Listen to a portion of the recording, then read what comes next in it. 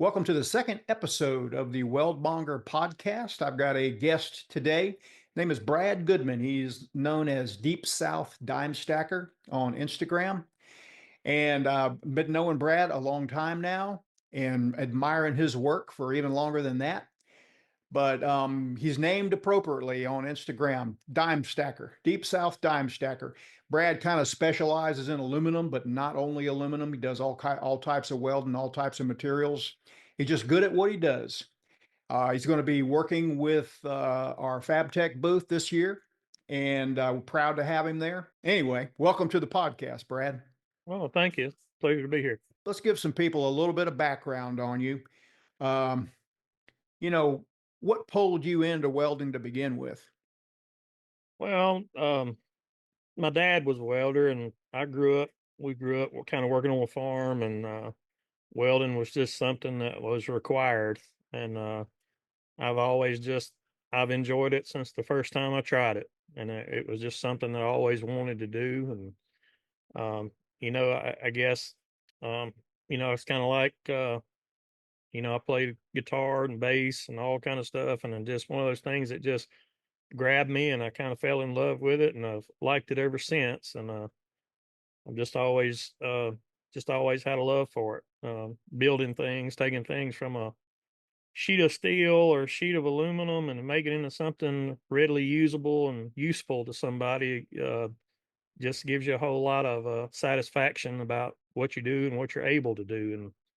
And I kind of started this thing. I really started off making aluminum dog boxes, and it kind of had a little small shop, and it kind of grew into something bigger. And started off with basically none of the stuff you see in the background, just a basic welding machine with weld aluminum, and cut a lot of plate by hand, and table saws and chop saws, and jigsaws, and just the bare minimal amount of specialty tooling was here, but we made it work.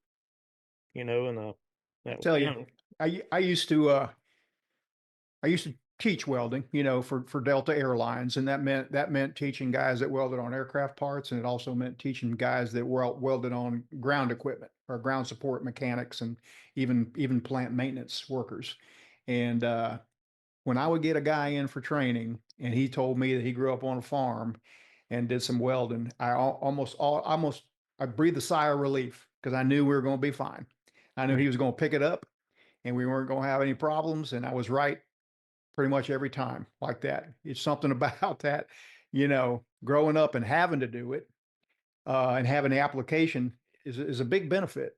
And even if a guy, all he ever did was burn rods on a cracker box or a buzz box welder, and he was in there for MIG or TIG or whatever, he could transition and, he just had that feeling for working with his hands and, uh, grow. That's a familiar story. Grew up on a yeah, farm, did some welding. absolutely. Yeah. Hey, real quick. This episode's quick tip is brought to you by weldmonger.com, my online store. That is how I pay for these podcasts. When you're TIG welding aluminum, if you're up near the high end of your amperage range for a certain size electrode, and you want your tip to stay the same without getting nodules on it, you can round it a little bit just by going max cleaning on your AC balance. You don't want to round it so much that you have a big ball on it. Just round that taper just a little bit. Just remember to set your AC balance back to normal before you start welding. Having that little rounded tip on there will usually help you to keep it from getting nodules on it. We're going to get right back into the podcast in just a couple of seconds, but I want to give you a little heads up on a sale we have coming at weldmonger.com. FabTech is right around the corner, and we've got some special FabTech deals for you, especially on Prime Weld bundles. There's also an opportunity for you to enter to win a Prime Weld 225 bundle. Just head over to weldmonger.com and enter your information and learn more. We'll also have some special FabTech pricing on TIG cup kits, tungsten, filler metal, welding helmets, and a lot more. These deals start September 1 and run through September 12th. Don't miss out. Weldmonger.com. Let's get back to the podcast. Yeah. Absolutely. A lot of hard work goes in on a farm, whether people realize it or not. I mean, usually you're there, and things aren't that you can send everything to somebody else's shop and have it repaired. You usually have, from past experience, you usually have one or two guys on hand that you make sure they know how to cut and weld and repair and mechanic and things like that. And it just, it just becomes a necessary skill to be part of that. I mean, I was 13 years old at the time. I was driving 10 miles to work every day. I wasn't even supposed to be in a vehicle, but neither here nor there. We made it, but did what we had to do. Yeah. So when did you started welding? But usually, I'm guessing you didn't start out TIG welding aluminum. Oh, absolutely not. So when and why did that happen? And let's just head down that path. I went to college for what they call industrial maintenance. So basically, we learned electronics, electrical, uh, hydraulics, anything like that that you would see like in a major facility. We worked, my very first job, I worked in a plastics facility, and then I graduated up to, there was a place here called Goodman Electric, and you're in the maintenance department. You weld, and my kind of experience there at the transformer plant was mostly stick welding and some dual shield type stuff. And I wasn't a production welder, I was a maintenance guy. So we did that, and then I took another job at a plastics plant, made plastic pellets. And a lot of the piping and hoppers and things like that were aluminum. So aluminum was a necessity. So I had a guy that worked there, and I absolutely knew zero, when I tell you zero, about TIG welding. And this was in I remember I worked there from '96 to about 2002. And in '96, this guy he was a stainless steel pipe welder. He came back and he was absolutely the slickest pipe welder I've ever seen. I mean, the stuff he did then is what Instagram consists of now. I mean, just beautiful, just like a gold ring around a piece of pipe. Absolutely beautiful. And I was amazed that he could do that and do it with such consistency. Well, when I started wanting to learn how to weld aluminum, he came back in the shop, and I remember we had an old Lincoln Ideal Arc. I'm not even sure of the exact model, but it had a high frequency box mounted on top of it. And I absolutely knew nothing about frequency or anything, how that was supposed to be set. All I know is he said it, and I turned the amperage up and down. That's about all I knew to do. But he kind of held my hand getting started, and got me where I could establish a puddle. I didn't know anything about cup sizes or any of that kind of stuff to really be beneficial to me at all. I just used what was on there, basically, however the tungsten was, and I put it in there. That's how we used it. And so later on, he gave me taught me a few little tricks. But uh, I started doing that, and I got, uh, I guess, what you'd call relatively good, or I could run a relatively good bead that would hold. And then they started asking me, you don't to weld things together and build things out of it, and you really don't get the pressure put on you in welding test plates or welding beads on plate. The pressure's on you when you got to weld something that's got to hold. um, so I guess I was put in that kind of a high stress situation, just kind of thrown to the wolves, because I was the only one in there who really could weld aluminum, and at any professional type level at all. So I kind of got thrown to the wolves, and it was just, you know, the pressure was on me to do it and do it right. And I practiced and practiced and practiced. And every break, I wouldn't go to break. I'd be back there welding aluminum. And I just kind of fell head over heels for it, and have been doing it ever since. And I'm sure that for years, I probably did a lot of stuff wrong. Especially with back then we didn't have the technology that we have now, of course. But I'm sure I didn't know everything. But I've always been one of those kind of guys that's not scared to try it my way and see what works, and then figure out what doesn't work, and just don't do that again, type thing. So now haven't always had the best, I don't know, have the best instruction in the world on it. But along came the internet and your channel and stuff like that, and I picked up a lot from you, uh, whether you realize it or not, and No, I didn't know that. forums and Yeah, forums and other things, and it's just the more I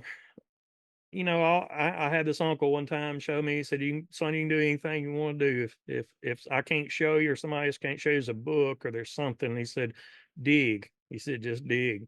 Go to the bookstore, dig, find something, and that's basically what I did. I mean, I did my research, and the Lord graced us with the internet, and we went from there. I mean, I can remember when your first videos came out, yeah, uh, and yeah. We're pretty so I bad. mean, you know, Yeah, I'll tell you. well. Let's stop for a minute. Put a pin in what you were about to say there, because I don't want to forget to talk about this. You just reminded me of something I about forgot about. Was I did a little job for a pilot one time. He had a his own personal aircraft, and he wanted me to weld this little aluminum heat exchanger part. And he the way he paid me was he gave me this uh, cart that had a DC rectifier for a buzz box to turn AC into DC, and a cart with a couple of places for argon bottles and a high frequency box like what you're talking about. There used to be a lot of TIG machines had that high frequency box separate, you know. And I remember I actually got that thing. I had a AC buzz box, and I actually got to where I hooked it up where I could TIG weld aluminum with that AC buzz box. Just Mhm. it would jump the arc with that box, and you didn't have any amperage control, obviously, but it's kind of almost like a scratch start rig, except for AC. AC. And it turns out the whole that high frequency box was worth quite a bit of money at that time. Oh, absolutely. They're kind of hard to find now. And I'll tell you something else. I mean, going through the electrical program and electronics, it really helped me to understand, like now, like I didn't understand then, but now I understand, how the frequency affects things, and I could hook up a oscilloscope and watch it and show you the differences and how it's peaking and not peaking and things like that. I mean, it really was helpful. I mean, understand amperage and current and all the different things, and it's been really helpful as far as welding goes to be able to understand those type of things. And one of the some of the hardest things about aluminum is nowadays with these machines. I mean, just understanding what does what. You know, what do you do to change this, or what do you do to change that? And that background helped me a good bit. Yeah, especially I'll tell you with machines being what they are today. Some of them have way more features than you need, but I think it's cool to experiment with them. But if you don't understand what the fundamentals of what things do, if you don't understand AC frequency, if you don't understand AC balance, if you don't understand waveforms, and you just won't get the most out of that machine. You can pay $20,000 for a high-end TIG welder, and if you don't know what it does, well, what's it going to do you? What good's it going to do you to have all those features if you don't kind of understand what they do? And then you find out at the end of the day, you don't need them all anyway. But it's still You it's know, good to understand, and it, that way, because something, when things go wrong, not if, but when things go wrong, and you start troubleshooting and you start, well, how's my, the fundamentals. Have I got enough argon? Is it this? Is it that? Is it moisture? Did I clean the metal? Did I hook the TIG torch up wrong? And you can figure out things pretty quick if you understand the fundamentals of TIG welding aluminum. yeah, and a lot of times it's not even your machine. You'll run up on a lot of situations. It's not the machine at all. It can be prep. You can over clean something. You can clean something with the wrong um, disc or the wrong wheel or the wrong Scotch Brite pad from aluminum, and it can cause you more problems than when you're thinking that you're just because you're making something good and shiny. I mean, I'll give you good examples like those blue Rolock discs. Man, on a first start, I used to think I could polish it up that blue disc and it looks like a mirror and it's got to weld clean. Nah. not at all. Figured out really quick that uh, kind of a more coarse type clean was actually easier to work with. Then we figured out some different things, but a lot of times it's not your machine. Sometimes it is, of course, but you learn, you're going to get thrown every situation there is with aluminum at some point, and understanding the fundamentals of, like I've always said, what does what and when to do what is key. Yeah. Yeah, it reminds me of a situation. This is not even to do with aluminum, but it has something to do with the Scotch-Brite roll-lock wheels. I was administering tests. These are aircraft aerospace type welding tests to the D17.1 code.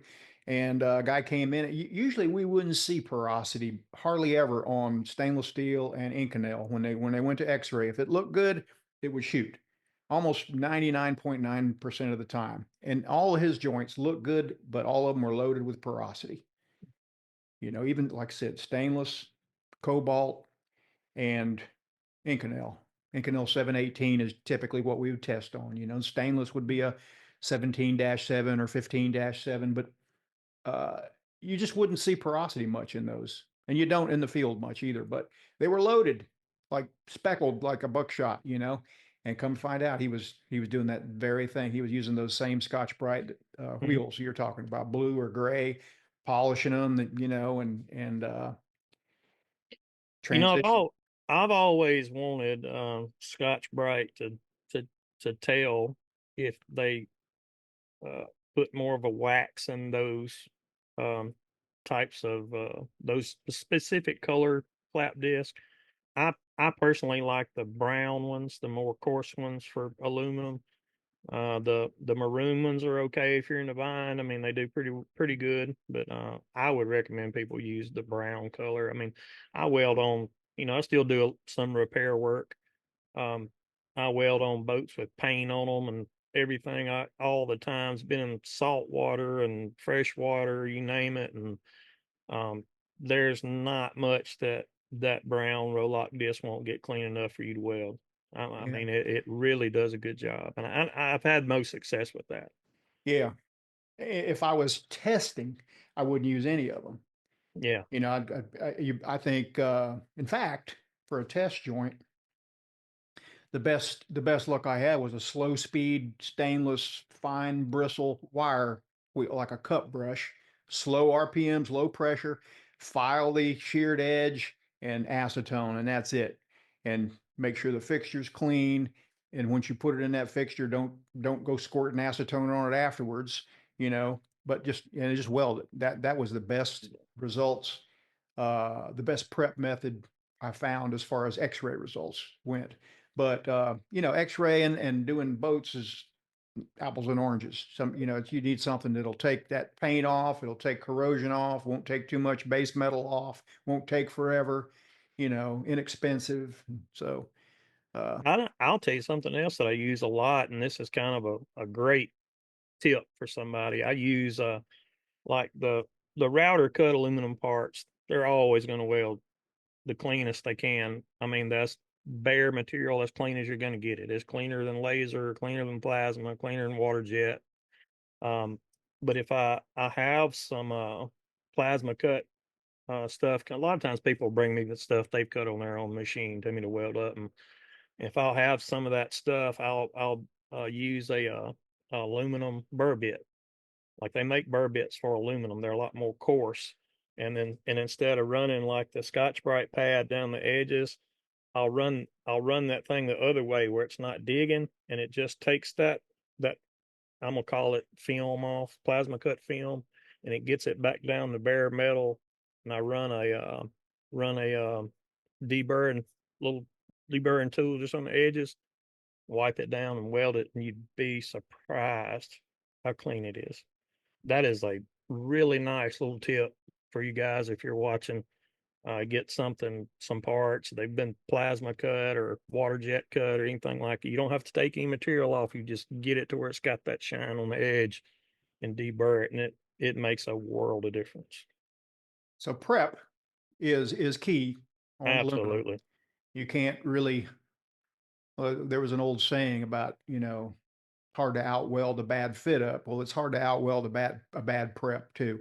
I mean, you can make it look good, okay, but when you got pepper in the puddle and specks and things, and of course sometimes that turns into porosity. And if you're doing a leak-free type weld, then you a lot of times you can have some leaks without it being obvious on the surface. or you Fine porosity. Yeah, or have a crack down the road. Just think like fuel cells. I mean, yeah, it may not show up instantly, may pressure test, but at some point down the road, that's where a crack will start. right. Especially linear porosity, and that Mhm. linear is a lot of times it's edge prep. If you that's if it's all scattered, that's probably some other type of prep. But if it's all in a straight line and you're welding straight edges, that's generally edge prep issue. And of course that's just like a zipper. It's just like a perforation. That is a failure point. You know, on aluminum. So we'll unpack some of this on a future episode. But um, we've seen you on your Instagram account, and I've talked to you plenty of times before. You had a plasma table, you had a router table, or a table that you could do either on. Mm. And router cut parts aren't as fast, but they're ready to weld. But then you learned some tricks on using some different gas as opposed to compressed gas or compressed air on the plasma table that made a difference too on your fabrication and A- speed. Absolutely. So we we got to where we did just aluminum for a long time, and then here in the last year or two, have started doing more steel and stainless, and even some brass type stuff that I have to plasma cut. So I wanted to figure out a way to where I could do that and not have to change the table setup back and forth so much, because it's a several hours to swap table back and forth from router to plasma by yourself anyway. So I got to researching, and I've welded tons of laser cut parts that they cut with nitrogen, and I mean, you can basically just pretty much just basically touch them with a deburring tool and weld them right off the laser table. So I said, I wonder how plasma would do with nitrogen. So I did a little research and really didn't see a whole lot. Um, what I kind of found out was, so I got a 12 bottle rack of nitrogen here and on a regulator and hooked it up to my table, and several things that it does. I mean, it keeps your gas is good and dry. So moisture is a definitely a no when it comes to plasma as far as keeping tips in good working conditions. But the nitrogen on the plasma table actually makes a lot nicer, cleaner cut to me. It almost resembles a laser cut. It cuts a little hotter and it cuts a little faster. Um, the dross is almost non. I mean, you just really just don't even see any dross on the back when you once you get it tuned in well. I mean, there's very little cleanup, and all the edge prep that we were talking about doing earlier, like you'd have to do on a plasma cut part with, I'm gonna say compressed air out of your shop.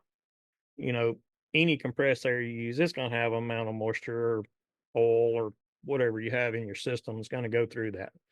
The nitrogen's clean. Basically, I could take people coming here for classes and they don't realize that I can weld that stuff right off the table when it's nitrogen cut. Basically, just whatever little bit of dross you might see, just about pick it off with your finger. I mean, it's very minute. You can weld that edge with just like it is, comes off the table basically, and make a good clean sound weld with it. Now, have I put it under X-ray or anything like that? No.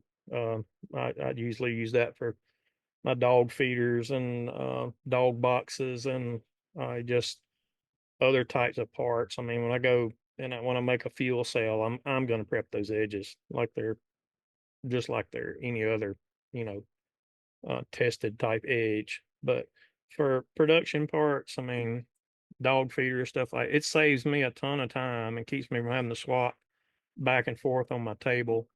And I really like the nitrogen, which I even experimented with it on steel and doesn't do that great on steel. It's like the slag kind of welds back to the part. So it's a really nice, clean, blue, smooth cut. but the dross is terrible. Um, Stainless, absolutely beautiful cut on stainless. You don't get that burnt look, edge look like you do with plasma. It's a good clean cut. The stainless, you can kind of see where the air hit it, kind of oxidize it a little bit, to kind of get that bluish gold kind of color in the cut. You can weld it right off the table. I mean, Cool. the slag is pretty much non-evident on the stainless as well. I mean, it really does. It really does make a difference. We'll dig into that maybe on a future podcast episode where we're just trying to dedicate it to plasma tables and tips and tricks and things like that. But let's talk about uh, pedal pumping. Pedal pumping on not just aluminum, but most everything. Yeah, When you first started TIG welding, did you do that right away? Is that something you picked up along the way? And what's the big abs- benefit in it? I've got some clips that I'm going to show here of you absolutely. at my shop pedal pumping, and I want you to talk over them. But first, let's just talk about it a little bit and give it an introduction.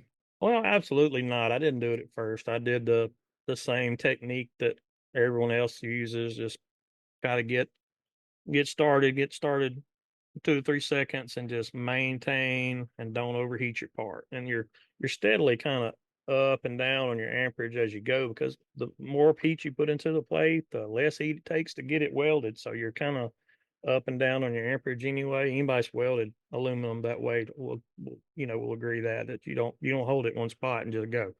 Unless, I mean, it's all speed and variables. But uh I was always on Instagram. I've always seen these guys that have these just beautiful aluminum welds, and I always wanted to be able to do that. So I hooked up with Mark Winchester out in California, and I called him, and he said, "Man," he said, "what y'all do is just come out here and take a class, and just I'll coach you through it. It would be the best thing." And he had kind of told me over the phone how to do it and whatever, but I went out there, and yeah, he's phenomenal welder, good person. I mean, he's phenomenal. Went out there, and he taught me his technique, and I wasn't just super good at it out there, but I had the gist of the whole thing kind of down before I came home. I mean, really, really helped me a bunch. And came back here, and I just got it in my mind that I wanted to be able to do that. And the advantages of it were, heat input, being able to control the size of your puddle, just numerous little things, like going around a piece of pipe or going around a corner and being able to let off the pedal and kind of slow down and get yourself repositioned and keep going. I mean, that's one of the advantages, but mostly is heat input. So I came back here, and man, I can't tell you how many hours my family used to have to call and tell me to come home. It's time to go to bed. I'd be up here welding plates, just any little scrap plate I could find. And I just put my mind to it that I was going to try to master this. This is what I wanted to be good at. And, over the years, I've gotten, you know, relatively good with it. And um, it's hard it's a little difficult at first, because people have it in their mind that it is a just bead laid on top of a bead, or a puddle lay a puddle, you like kind of like a pulsed mig type thing, and it's the farthest thing from the truth. um, when they talk about pedal pumping, you're not letting off 95% of your amperage. When you let off, you might let off 30%, maybe 20 to Yes, 30, I would yeah, say. that was a big surprise to me when I watched over your shoulder. When you were at the house, we were doing some welding. Speaking of which, I've got some clips of that. Oh, oh no. And see how we're going to see if Let I can me share my screen here, and Nope. I'll get you to explain basically what's going on. So before we get into just a lot of talk, you were at my little shop a good while back, and we did a good bit of welding and filmed, and a lot of people have probably seen that on YouTube already. But I want to get you to talk us through what we were doing there, as far as what you were doing with the pedal pumping technique that you use. on these three different scenarios of welded. One was a really thick chunk of aluminum on a turntable. One was a 1/8 inch thick fillet weld on a T-joint, and then one was one of the dog feeder parts that you welded so many of. Let's take a look at that right now. All right, let's see. This is that big chunk of thick aluminum. We set it up on. We were using the Dynasty 280. We'll go into settings on that at some point in time, or maybe we won't. But this is the second pass after we soak some heat into it, Yeah, and it was a big chunk of big thick aluminum, so we had to kind of preheat it by running a slow first pass on it. And now I'm going to get you to talk us through this thing. We're using a yeah, 7 clear cup here. yeah. This was a really thick piece of aluminum, and we didn't have a way to like preheat it before we started. So you kind of see the pedal and everything there too, and you'll see I'm not really letting off all the way. So I want to keep as much heat into this part as I possibly can, but yet I'm kind of basically if you watch through that cup, which is pretty cool, you'll see the filler go in, and you'll see me kind of spread that puddle out, so to speak, using the pedal. But now that puddle never goes, it never solidifies. It's always wet and burning in. Um, if you let off your pedal and you see your puddle solidify, you know you've let off too much. So you want to keep the heat input um, on those parts like that if you're going to pedal pump, and that's one of the harder things to learn. But you'll see how it gives it that kind, which we didn't do a whole lot of material prep on this. It was just kind of throw it up there and weld it type thing. But you can see how each puddle has a distinct ripple to it. That freezing of the puddle um, is what a lot of times what you'll achieve pedal pumping if you want a specific look to your part too. Yeah. So next up, we're gonna do just a standard T-joint, 1/8 inch Okay. thick, 5052 aluminum, and this is also using the same technique. And there's some really good arc shots in here, more like the welder's view, over looking over the shoulder. We're using a smaller cup here. This is a clear Alley 5 cup. Now, one thing when you pedal pump or when you pulse, I'll put pause here. When you pedal pump or pulse, you're going to need more amperage to draw on than you would just running standard constant volt or constant amperage.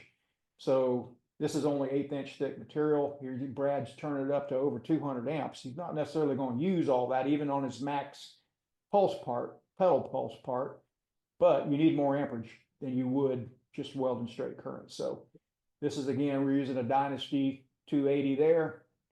This is Brad in my little shop area. And here comes the arc shot. So talk us through this here a little bit, Brad. Yeah, you for these joints, you really want a little bit, like to have a little bit more amperage. Um, and you'll notice kind of when you're watching that puddle, it never freezes. You want to keep the heat input in it, and every time you add filler, you're adding to your amperage with your foot pedal. So the whole time I'm adding filler, I'm giving it more pedal to make it burn in. A lot of guys will look at that and say, "Oh, it's a little, a little crater hole right there at the beginning of the well." But if you'll watch closely, it only does it for like a split second. And as soon as I give it more amperage, it burns in. So it can be a little misleading from what you're used to looking at. Like if I was doing that and not pedal pumping, you wouldn't want to see that. I mean, if you looked at real close, you can see it, but the normal viewer is probably not even going to see it. You really have to slow down and look at it real close. But if I was doing that and not pedal pumping, you wouldn't want to see that at all. You'd want to see that material just melting in on both sides and kind of coming together in that joint. And that's when you're putting your filler in there. So it's it's a some things about this are really different than the norm, but the advantages are there. Like this joint here, if you pedal pumping that joint, you could put put like a heat gun to it and weld it one way and check the heat on it, and then weld it the traditional way without pedal pumping, and the heat input to the part would be phenomenally different. Yeah, I can tell you from my experience playing around with it, especially when you get to that last inch, is where pedal pumping really helps it keep that ripple pattern and not go watery and grainy and whatnot with you. You can Yeah. tell a big difference. All right, let's take a look now. I'm going to keep playing here, and this should go into that dog feeder that you put together. I think you cut it on the plasma table maybe, but you Uh, left, you, or did yeah. you? I think I cut that on the router. Okay, but you Yeah, put it's gonna run. these little whatever you want to call them. It's a little triangle basically. Yeah, just a little bit, and that's basically for using for filler metal, so that you can put this thing together with one hand when you're working So by yourself. And that's a this is a part that's it's a little bit tricky to kind of hold and get tacked without you just kind of I always just kind of burst tacked them, and and if you know anything about that, at some point you're going to burst pack something, you're going to be welding along trying to get to the tack, and it's going to ping and come apart and everything's going to move. So I figured out that what I could do was wherever, like I went strategically, like where I would tack the parts, and I'd put like a little 1/8 inch tall triangle right there. So it keeps your fit up perfect. You just bump it against the triangle, and then when you want to tack that little triangle just becomes like some filler for you. So you can burst tack over that and use that as filler to hold your parts together, and then you don't have to try to have three hands to tack this together or do a bunch of clamps or anything like that. So it just makes the process a little quicker, and helps that part from kind of coming apart on you if you were just going to burst tack it with no filler. I mean, Yeah, anybody that's ever tried to tack without filler on aluminum knows how I don't know which word, delicate, I guess you'd say some of the tacks can be. If you barely get it fused with no filler in there, man, it's so easy to pop loose. And it pop loose while you're welding, you'll lose your fit. Now you got a gap where you thought you didn't have one. And so it's just a trick to help put this thing together. I'm gonna hit play here and we'll talk about, yeah, see, there's another one.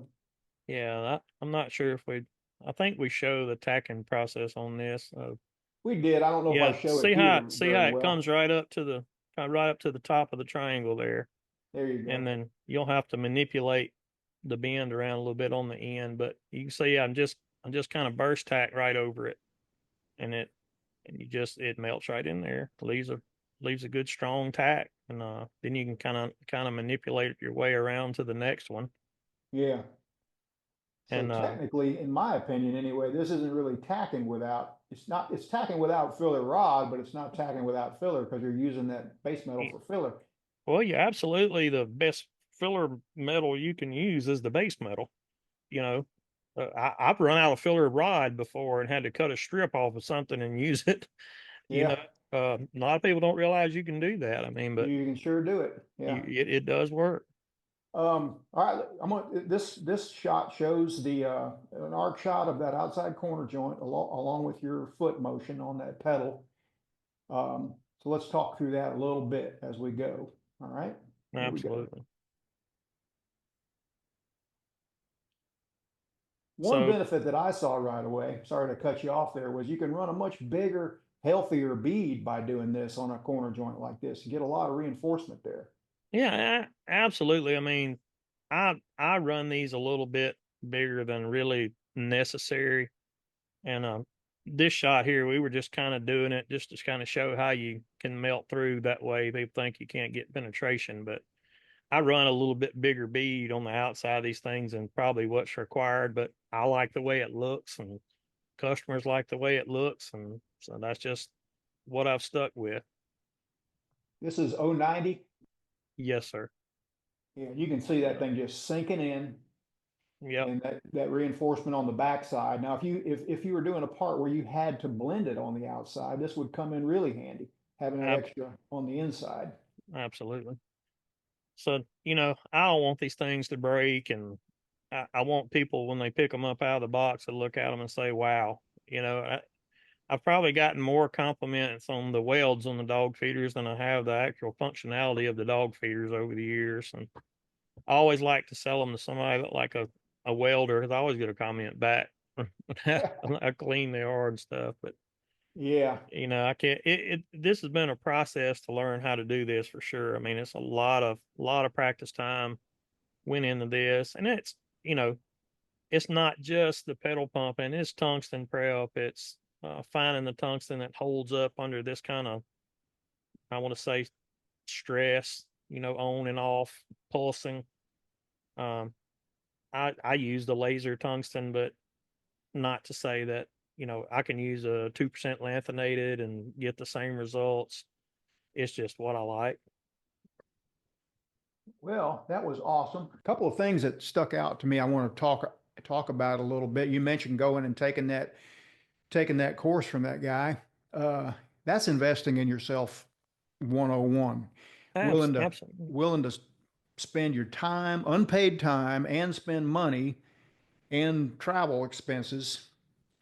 And not a lot of people, not everybody is willing to do that, but I think it's paid off in spades for you over the years because um, yes, you could weld that same part uh, without that same look, but it has sort of created a reputation and a signature for you for your work that you're known as the guy that can, one of the elite aluminum TIG welders in the Well, world. thank I you. think I yeah, definitely, Thank you. and Thank you. and not just on the looks either, but you've dug into the science of it, how to get the most out of a machine, how to tune your cup to your argon to your machined and all three, and we'll get into that a whole nother episode too, because we've talked about it, you and I, at length before, on how AC balance, argon flow, cup size, and your machine settings all come into play. It's not one or the other. It's not all the machine, it's not all the cup, it's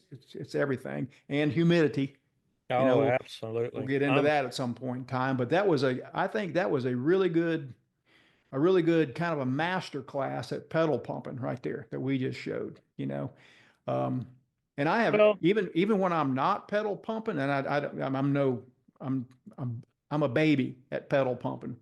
Uh, but I've noticed since watching you that even when I'm not doing it, but I'll get to those last 4 or 5 ripples at the end of a joint where it's all watery and I'll start pedal pumping then, and it makes a huge difference.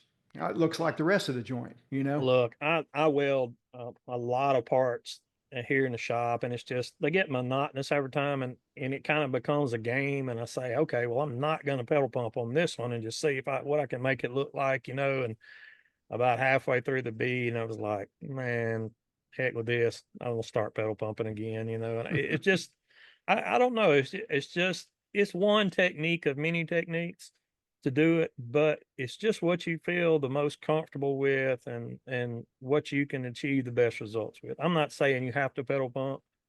You don't have to. You can set your machine even with pulse to do pretty close to the get pretty close to the same results, but if you learn to do it with your foot, you have more control of it. So let's just say you're welding along and something goes wrong. That pulse is coming.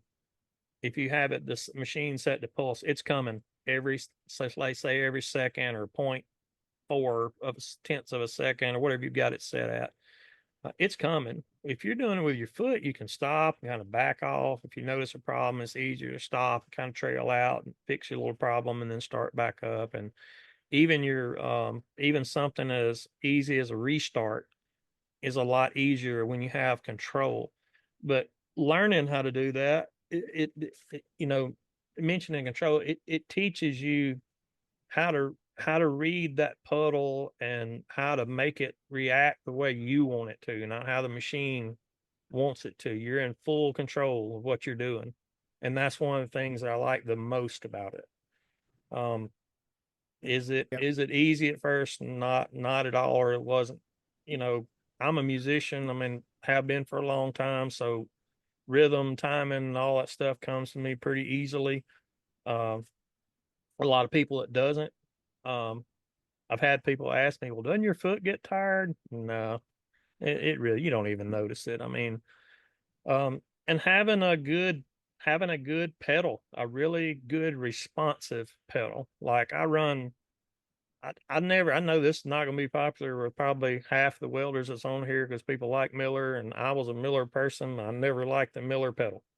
I didn't like it. It didn't respond good. I was at a SRC, I think. I think that's the brand name of it. And SSC, I believe it is. SSC, I'm sorry. It was a lot more responsive to me. And so I started using that and I absolutely loved it. And when I got involved with Prime Weld uh, through you um, and welder skills, they had the SSC type pedals on these machines. I'm not sure if they're SSE pedals or what they are, but they're so close that you can't tell the difference. I mean, these little machines are just awesome. I mean, and man, I I really noticed that like their one in the pedal. background there. That's a 325, right? Yeah, I got a 325 here, and then I don't know if you can see kind of where my thumb is. That's a cut 60 plasma, and then over here I have a MiG 285, and I have the spool guns and everything for it. Um, Prime Weld's been absolutely just they're great people, great Well, company. you're gonna be helping us out in the booth. I'm not going to be at the booth, as you know. I'll be in the middle of a bone marrow transplant, but that's completely necessary. So I can't Absolutely. really dodge that. I wish I could be at FabTech. Um, Incidentally, I'm just break it here for a little health update. I'm still in remission. I'm feeling good. I got my fitness level up pretty high. I've been hammering on the stationary bike and keeping my lungs and heart in shape. But I'm going in for another round of chemo as well as bone marrow transplant here in just a few days. And so appreciate everybody wishing me well. Appreciate any prayers anybody's given me, and it's been overwhelming the positive comments that I've gotten. But I'll be doing that very soon, and in the middle of FabTech, I'll be in there in the hospital. But Brad will be at the booth demonstrating prime weld on stainless as well as aluminum, and you'll get a good demo there. You can weld with the machine yourself at the booth, and Garrett, my son-in-law, Garrett will be heading all that up, and there'll be Easy Clean there as well to talk about how to clean heat tin off stainless after you weld it for corrosion resistance. And I think it's going to be a great, sort of a great team effort on that booth. You know, it's it should be anyway. But anyway, that I encourage you to go stop by the booth if you're going to Fab Tech, and I think it'll be a good time. Um, well, I actually saw the booth set up the other day, and it's really nice. yeah, Garrett has really Gonna knocked it out of the park on that thing, and it's one heck of a. I see what goes on behind the scenes. Like there's been days over he's been working on it for months, but there's been days that I didn't feel like doing anything, and he's just been, carrying the torch and doing things, making arrangements. I mean, it's I can't imagine. I knew it was a big deal to get a booth at FabTech as far as logistics, as far as getting power run and getting carpet and getting it just, you're just fanning out dollar bills yeah, crazy, I would imagine. Yeah, he's taken care of that, and Easy Clean and Primewell both have been working with him on those logistic things. And we shipped it. He shipped it all out a couple weeks ago, whenever to Chicago or to the holding company that takes care of all that stuff. So it's going to be interesting to see. And I wish I could be there, but there's always next year. Well, I got some priorities to take care of. absolutely. Well, you'll be there in spirit for sure. Yeah. We hopefully you and I have talked about me going to Fab Tech, and this is my first first year to go to Fab Tech, and actually going to be doing some welding in a booth. So you don't mind putting pressure on people, do you? Well, no, And apparently and not. and I didn't and really bef- think about that. I didn't really and consider. and before I go, I mean, you guys watching this, I mean, Jody has been a spectacular friend to me and a source of encouragement. Um, this one of the best guys in the world right here. I mean, I looked up to him as a mentor. I watched all his videos. My kids used to pick on me about I'd be in the bedroom back there watching videos on the TV, and I'll never forget. I mean, I think we've talked about this one time before. My son would come in and say, "This is welding tips and tricks with Jody," and you know where your little intro used to be. He used to walk around the house saying that to me because that's what we watched a lot. So, uh, man, I really appreciate y'all's confidence in me and having me there, and I look forward to meeting everybody that wants to come by and shake hands or meet or talk welding or machines or products or whatever. There'll be some great stuff there. All everything from the site to be there, and I'm really looking forward to it, and I'll put my best foot forward to represent you the best as I can, sir.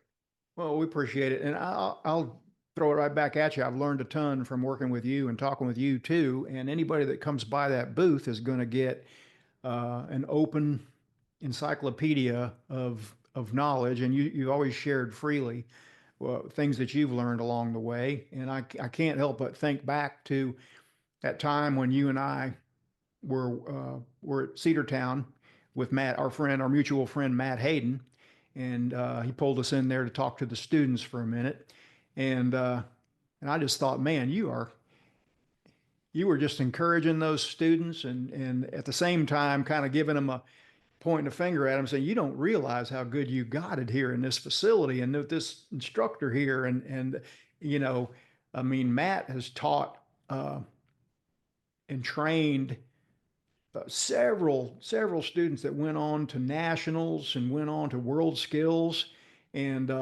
he's just like a to have that guy as an instructor.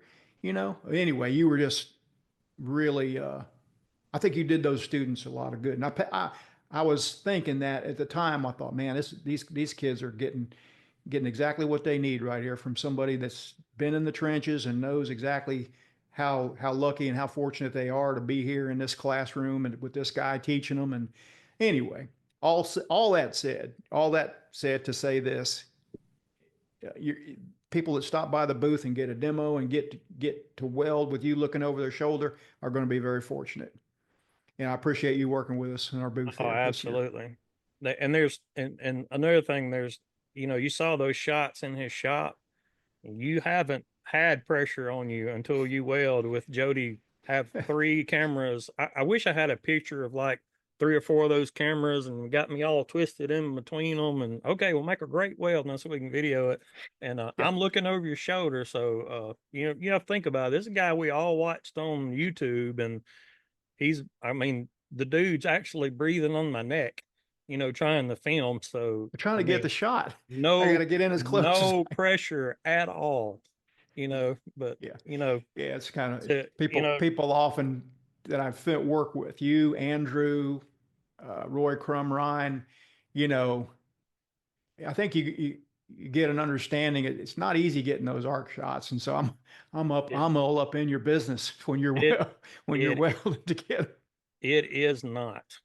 It is Yeah. not easy to get the arc shots, and you, my friend, have mastered that. I Well, I don't mean, know there's about that, but I'm still to the still working on it. still to this day, very few can compare to what your knowledge on that, and this brought a lot of people a lot of help. That Appreciate it. I read the comments all the time, and it's absolutely fantastic. We're going to put a pin in this one. Um, but I think we hit on several topics that I think we can come back and revisit. One thing being, and I don't want to talk about it right now, but one thing I'm just going to start naming them. We'll talk about we'll dig into the Prime Weld 325 in a future podcast episode.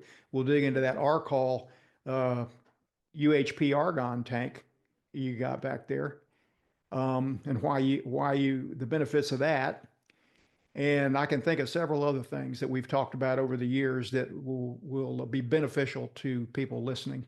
So anyway, we'll put a pin in that for right now and we'll just sign off. So Brad Goodman, Deep South Dime Stacker on Instagram. That's where you can see his work and reach out to him if you want to work with him, or if you're a brand that wants to work with him, or if somebody just have a question. He's always been very responsive on getting back with people and helping people. So appreciate that, Brad, and we'll sign off here. If anything else you'd like to say, Yeah, there he is, Jody. I've been thinking about it a lot. Do you mind if I pray for you real quick before we go? I'd love it. All right. Well, I'm gonna leave my hat on. I think the Lord forgive me because I've got these great headphones on. But He'll forgive you. dear Lord, thank you for this day and being able to share this time with Jody and his family and the viewers, Lord. We just ask God that you be with him in his time of need, Lord. That you lay your healing hands on him. Lord, we hope that you can guide and direct the doctors and nurses in this facility. Give him the best possible care that you can give him, Lord.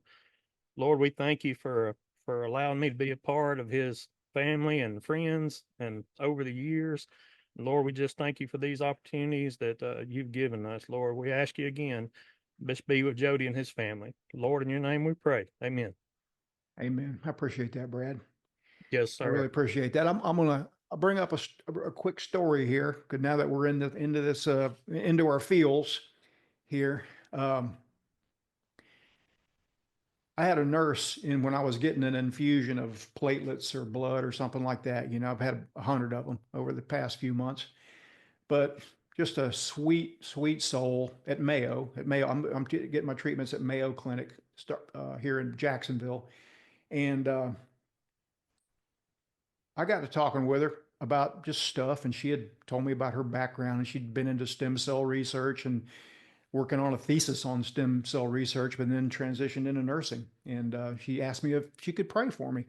And I, sure, same thing I told you. I said, I won't turn that down. And I don't remember the whole prayer, but I do remember it just touched me. She prayed for justice in my body. And I thought, man, I'm going to remember that from now on. And, but I just remember that. And I guess the point that I wanted to bring up is just, it's just so meaningful uh, in this career, in my career, especially my YouTube career. Uh, the best thing about it has not been uh, getting a million subscribers or people recognizing me at the grocery store. The best thing about it is people I've met along the way, like you, Matt Hayden, J.D. Brewer, and a slew of others, Andrew Carden, and this nurse that I ran into who said a sweet little prayer over me that I will never forget in my life, you know, and that is really, uh, I don't know, it just means a lot. So I appreciate you, brother. Appreciate you praying for me, Yeah. and that prayer of hers came to mind. So I thought I would share that. But these are things that I guess I'm thinking a little bit deeper on a deeper level than maybe I was when I was, you know, all I was thinking about was cranking out the next video, you Yeah. know, and whatnot. But I I had a friend, a welding friend of mine, asked me about you, and there's more people praying for you than you'll probably ever know or ever even imagine. Uh, he said, "Man, yeah, I'll pray for him." He said, "Dude, he's like the Eddie Van Halen of welding." I was like, "I can't wait to tell him this." that's It's like the that's funny. Eddie Van Halen of welding. That is I really thought funny. that's a really neat way to put it. Yeah, there was one YouTube video where I shared my progress and all that, and I just was overwhelmed with the number of comments that were, you know, from all over the world too. It was crazy. People telling me that they'd pray for me and things that I really appreciate it. I mean, I spent a good couple of days answering or replying or at least hearting each one of those comments, you know. But that's very it means a lot to me. It means a whole lot to me, and it's given me a lot of confidence that I'm going to be okay. I'm going to go through this thing and put this thing in the rearview mirror, and then continuing to uh, do these type of videos, these type of podcasts, keep contributing to the welding community and giving back to a trade that's been extremely good to me. So that said, I guess we ought to sign off now. Well, Really this time. we love you, brother, and wish you the best.